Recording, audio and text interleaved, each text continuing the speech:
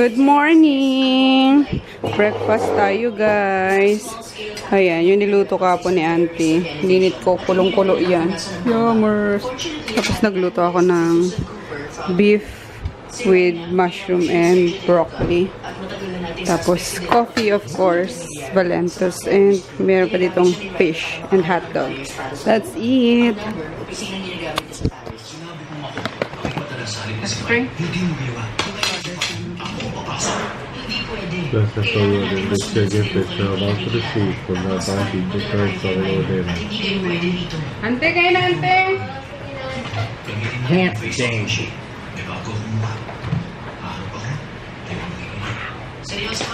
Gusto kong suwan, pag sobrang init, kulong-kulo talaga. Anything na may sabaw, kulong-kulo.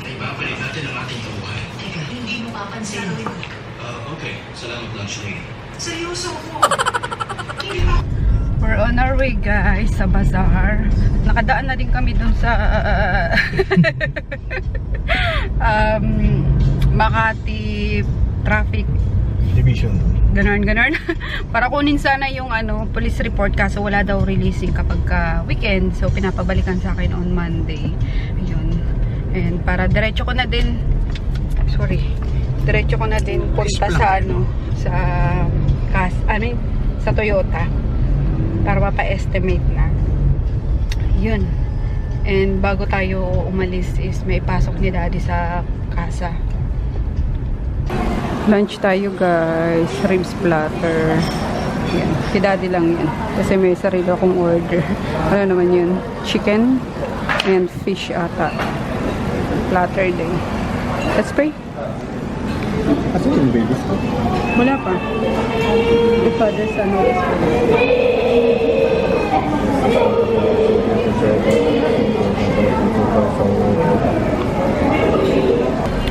Here's my order. Chicken, pork, and sausage pala yun, guys. That's it. Diyos ko, para kami bibitayin ni Daddy. Finish ka na. Poklat kumain.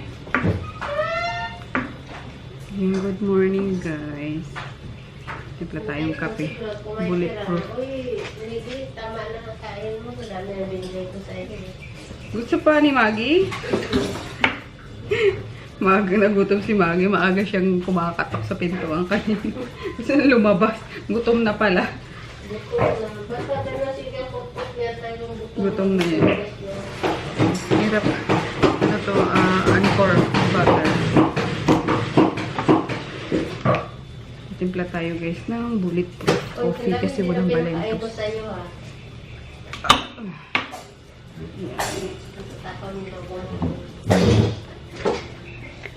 Butter yan. Para sa yan, kape namin yan ni Daddy, Maggie. Ha? Pinakain ka na ni Auntie. Enough na yun. Ayan. Dahil walang Valentos, bulletproof coffee tayo. Coffee with butter. Tapos itong binabad kong chia kagabi. Tada! Then, yung sugar.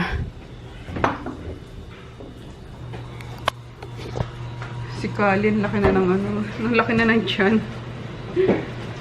Bondat ka na, Kali, ah. Ilan kaya laman yan? Laki naman. Si Poknat baka dalhin na rin namin sa probinsya. Ay, hindi pa pala.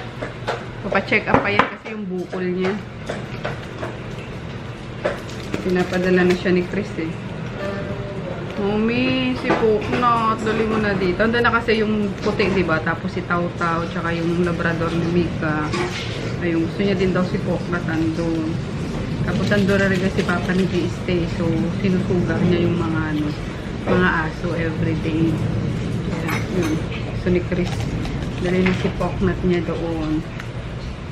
So, pa-check up muna natin yung bukol niya. Kulit kasi neto ni Poknat, eh. Ipag-check up day na, eh. Pilit mga gat.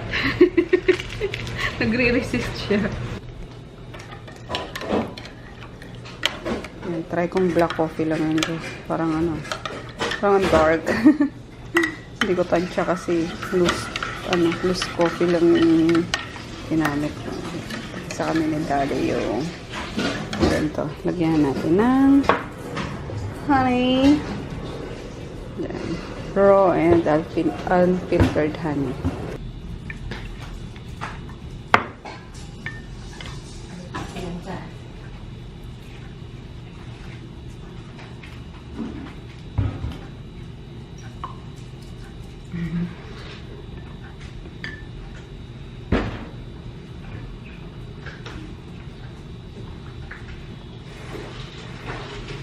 Kukunin ko nga mamaya sa store yung Valentos namin.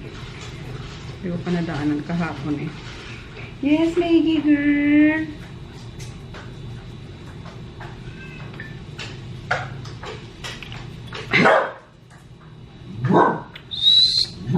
Rrr!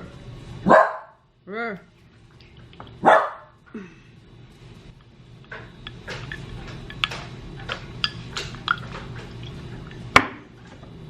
Yan. Ready na sila. Ayan, madami tayong gagawin ngayon, guys. Kasi, dumaan ang weekend. So, expected na pag Monday, busy day. Ayun. Ayan. Unahin ko yung sa isang bangko ko. Kasi expired na yung isang card ko. Nag-withdraw sana ako nung Friday ata yun. Wala na. Hindi na daw pwede. So, nung i-check ko. Not usable. Not usable na. So, nung i-check ko, yun na. Ano na siya. Expired na. Not rootable. Anyway, ayan. As usual, yung mga ina-apply ko sa mukha ko yung parang guys. Yan. And after ko sa bank, babalik ako dito siguro or sa store na. Kasi titingnan ko kung dumating na yung Laxen. Kasi yung sayang nung weekend, ang dami-dami nga doon sa bazaar. Ang dami-dami brutal. Ang dami-daming tao sana naghahanap ng ng Laxen. Kaso yun nga, hindi dumating. Kaya sayang, sabi niya ko, sayang yung benta te. Sabi ko, hayaan mo na. Kasi kahit saan na sa store, walk-in, grabe. Yung Laxen talaga, sobrang effective. And sobrang benta dahil syempre yan kay Mama Ann Klutz, kay Kumaring Joanne Clotario. Ayun, thank you Mars sa sa pagpapakita sa vlog mo nung Laxent. So yan, and we're applying na yung serum ulit. Baka bumalik pa ako rito kasi di pa ako nag-i-impake pala. Bukas na yung yung biyahe na papuntang Taiwan. Sabagay, konti lang naman yun. Damit lang na pang 3 days or tama. Pang 2 days lang kasi yung suot ko ng first day, yun na yun, diretso na kami tour. Yan. And yung mga pupuntahan namin is napuntahan ko naman last time kasi syempre, since free yun, why not chocolate, diba? And mas masaya kasi mas maraming kasama ngayon. Yun. Sayang nga hindi pa kami nagsabay ni Joy kasi si Joy is pupunta rin ng Taiwan gawa ng ikakasal ata or parang seremonya ulit nung kapatid niyang kinasal sa US. Taiwanese yung napangasawa. Syempre siguro sa family niya sa Taiwan. Parang something na ganon. So anyway, ayun, mag-apply na ako ng vitamin. Sobrang fave ko to guys. Ayan, madilaw siya kasi nilagyan ko siya ng ano ba yun? AHA. Aha. So, pag original yung nakuha nyo nito guys, hindi yan matatapon. Ayan, kahit anong taktak nyo. Ayan. Walang tapon. Kasi yung mga fake neto, watery na masyado yung consistency. Meron nga nito sa sa bazaar, may nakakaaway pa si Aiko. Pwede mo bang buksan? Sabi niya ganun. Sabi nung buyer, sabi niya, basta ma'am bibilhin mo. Ay, hindi, kailangan makita ko muna kung fake o yan. Siyempre, yung kasi si Aiko is yun eh. Yung temper nun, grabe din eh. Pag nabubisit niya sa mga customer namin, tinatalikuran niya. Ganun. Sabi niya, ma'am, di naman kami nagbebenta ng ng peke rito eh. Sabi niya ganun. Pero yung isa naman na bumili sa akin noon, ako yung naka-assist sa kanya. Pwede mo ba buksan? Sabi niya ganun. Kasi may nabili din siya sa Lazada. Is fake nga daw. Sabi niya, pero bibilin ko na pag binuksan mo. So, syempre, pumayag ako kasi bibilin niya na. And nakita niya nga na original yung tinitinda ko. So, mahirap kasi magbenta ng peke guys, lalo sa skincare. Mahirap pag hinabol ka niya. What if na ano yung skin niyan, di ba, nasira. So, ayoko naman yung ganun. Kaya, sa mga authentic lang tayo. Yan. Gustong gusto ko to sa singit, sa puwet. Ang lakas yung magpaano guys, magpakinis talaga. Yan, vitamin E. Ano yung Groot? Ayan, dito siya sa loob eh. Gustong gusto niya sa loob, tsaka si Miggy. Ito yung asong hindi mabubuhay guys kapag hindi kami nakikita. Kapag wala siya sa tabi namin, yung ganun. Kasi hindi siya, sabi nga ni ate kapag umaalis kami na mga naga-out of town kami, matamlay daw yan. Yung, what more kung iwan namin yan sa probinsya, diba? Baka sabi ni ate, wag, mamamatay yan. I got my pala guys, Osmo packet na kahapon. Ayun, unplanned yung pagbili namin nito. Kasi dinala lang namin kahapon sa MOA yung printer. Then nagtanong lang ako sa isang camera house kung may Osmo sila. Kasi sa ko to nakita sa tag doon? Sa Mega Mall. Tapos sabi ko, soon, bibili ako niyan. And yun, nakabili na nga. Kaloka. Kasi maganda to, gawa ng lang, sobrang liit niya lang, na pang vlog. Wait lang. Ayun tinan nyo. Body po. Ayan, sobrang liit niya lang. Di halata. Parang pang, spy camera lang.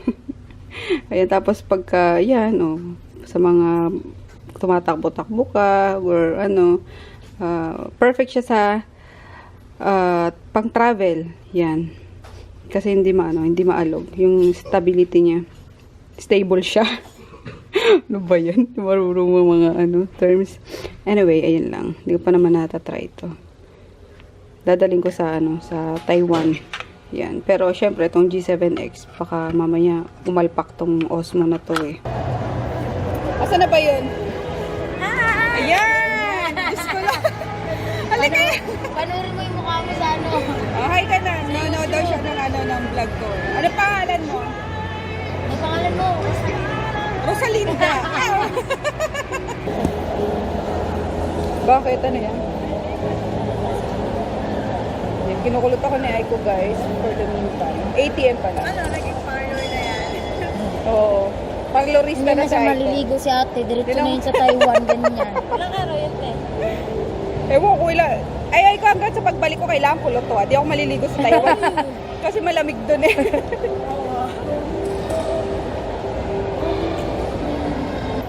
Ikaw din, halika rito. Ang ganda ng kulot niya Ikaw din nagkulot nun, Ego? Oo. Pati yung Muslim doon. Ginawa nila akong